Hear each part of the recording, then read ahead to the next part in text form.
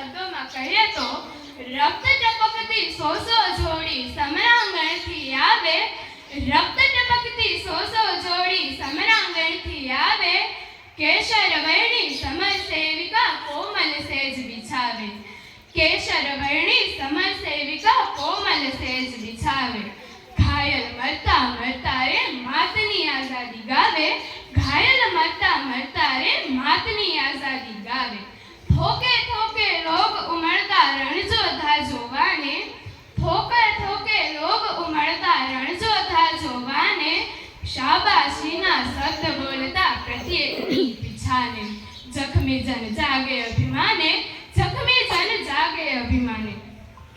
આવા જવાનો કે જે પોતાના જીવનની આખરી ક્ષણો ગણી રહ્યા છે, એ ક્ષણોમાં ભારતનું ગૌરવ ગાન ગાઈ રહ્યા છે, એ દરેકે દરેક જવાનોને કરીએ તેટલા ધન્યવાદ ઓછા છે। દેશની આઝાદી જ જોખમાય તો આઝાદીને બચાવવાનો સવાલ જ ઊભો નથી થતો।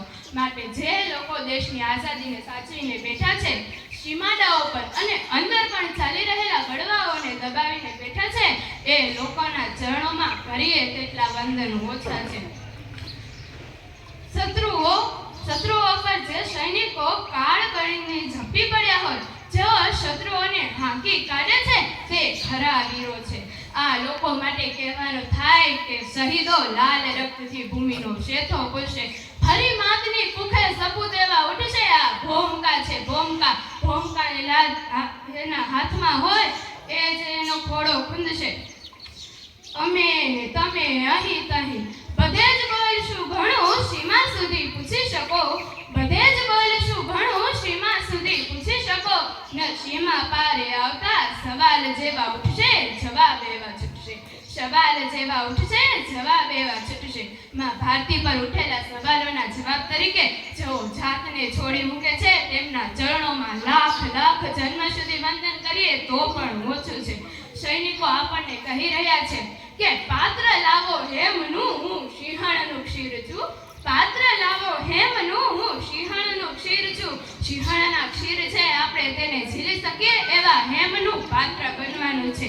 શત્રુઓને કહે છે કે ખેંચશો તો હારી જશો, હું દ્રૌપદીનું ચીર છું, હું દ્રૌપદીનું ચીર છું।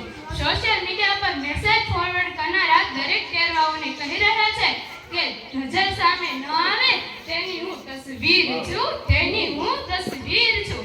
અંતમાં એટલું જ કહીશ કે જમાને ભર में मिलते हैं आशिक कहीं, जमाने भर में मिलते हैं आशिक कहीं, मगर वतन से खूबसूरत कोई सनम नहीं होता, मगर वतन से खूबसूरत कोई सनम नहीं होता।